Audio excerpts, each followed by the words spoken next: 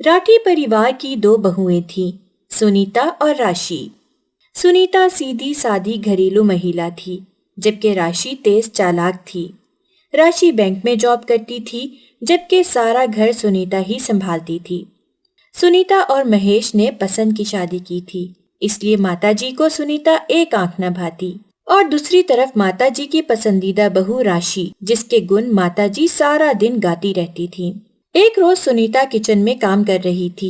सुस्त मारी, जल्दी जल्दी रसोई का काम मुकम्मल कर और मशीन लगा के कपड़े धो। सारे घर के मैले कपड़े 1 महीने से पड़े हैं। वहीं दूसरी तरफ राशि जॉब पर जाते जाते माताजी की बातें सुनकर फौरन कहती है, माताजी, अच्छा मैं चलती हूँ, आज मुझे आते आते देर हो जाएगी। और सुनो सुनीता, मेरे बच्चे आज घर पर ही हैं, उन्हें जरा देख लेना और मेरे और बच्चों के कपड़े भी धो लेना।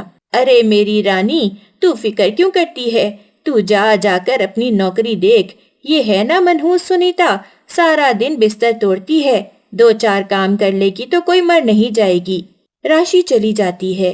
सुनीता रोने लगती है और सोचती है, वो कौन सी मनहूस खड़ी थी जब मैंने महेश से विवाह किया था और माताजी ने मुझे बहू नहीं, इस घर की नौकरानी के रूप में कबूल किया और मैं महेश से ही दूर हो गई। राशि दिन भर जॉब करती, मजे करती, घर से बाहर रहती और अच्छी रकम कमाकर घर लाती।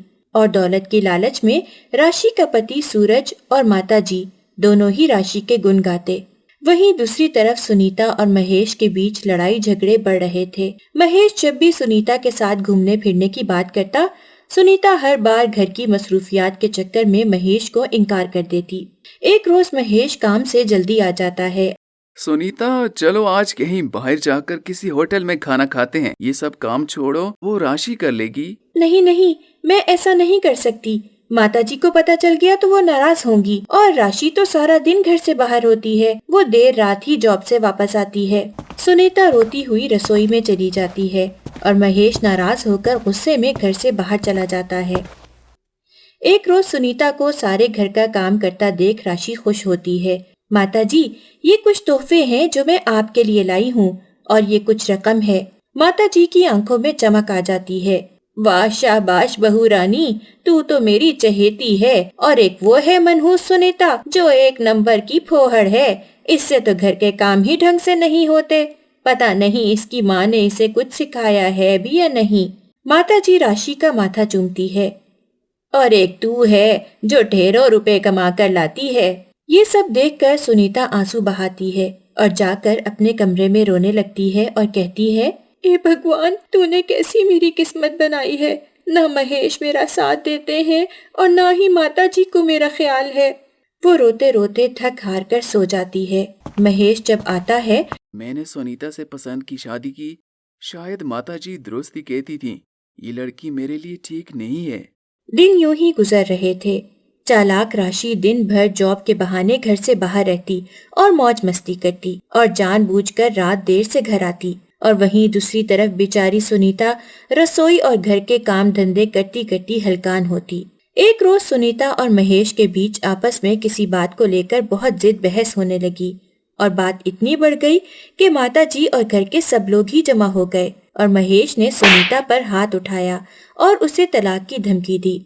इतने में राशि भी घर लौट कर आ गई थी और महेश को गुस्से में देखकर सुनीता के हाल पर दिल ही दिल में मुस्कुराने लगी और सोचने लगी, भगवान ने भी मुझे क्या किस्मत दी है।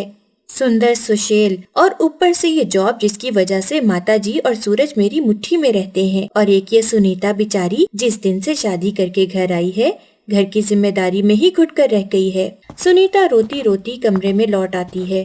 रोते रोते सुनीता ठान लेती है, अब मैं अपने आप को बदल कर ही रहूंगी। बस बहुत हो गया और इस घर की अब कोई जिम्मेदारी नहीं निभाऊंगी जिसकी वजह से मेरे और महेश के बीच दूरियां आई हैं। लेकिन अगले ही रोज वो होता है जिसका किसी ने सोचा भी न था। अगली सुबह राशि को अचानक से झटका लगता है जब वो फोन पर किसी से बात करती है और उसे पता चलता है कि उसे बैंक के किसी मसले की वजह से नौकरी से निकाल दिया गया है। और वहीं दूसरी तरफ माताजी बहुत ही बीमार पड़ जाती हैं।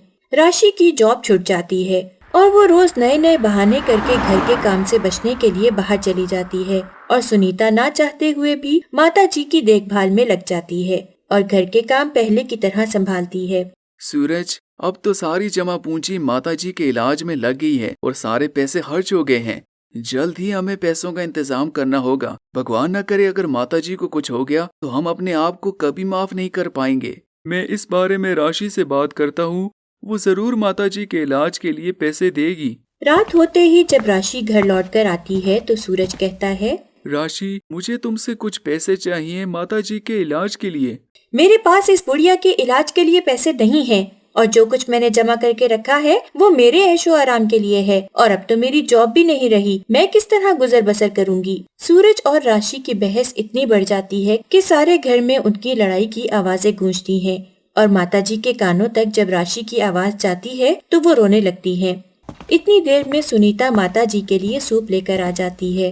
माताजी, आप फिक्र न करें, मेरे जहेज में मेरी माँ ने जो सोने के कंगन दिए थे वो कब काम आएंगे। आप फिक्र न करो, वो कंगन बेचकर आपका इलाज हो जाएगा और आप जल्दी ठीक हो जाओगी। महेश कमरे के बाहर खड़ा होकर माताजी और सुनीता की सारी बातें सुन लेता और अपने व्यवहार पर अफसोस करता है। एक सुनीता है, माताजी ने जिसे कभी बहू नहीं माना, आज वो माताजी के लिए कितना कुछ कर रही है। कुछ दिनों बाद सुनीता कंगन बेचकर सारे पैसे महेश के हाथ में रख देती है और कहती है, आप जल्द से जल्द माताजी का इलाज करवाएं ताकि माताजी जल्दी ठीक होकर पहले जैसी हो जाएं। महेश और सूरज माताजी को शहर ले जाते हैं और उनका इलाज करवाते हैं। वहीं दूसरी तरफ घुमंडी राशि, जो बैंक में चोरी करने के जुर्म में जेल चली जाती है और जाते जाते सुनीता से माफी मांगती है। मैंने तुम्हारे साथ हमेशा बुरा किया और आज भगवान ने मुझे मेरे किए की सजा दे दी।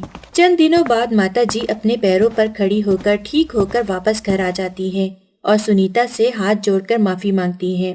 सुनीता बेटा, मुझे माफ कर दो, मैंने तुम्हारे साथ बहुत गलत किया। और महेश भी सुनीता से माफी मांग लेता है। सुनीता दोनों को माफ कर देती है और माताजी के गले लग जाती है।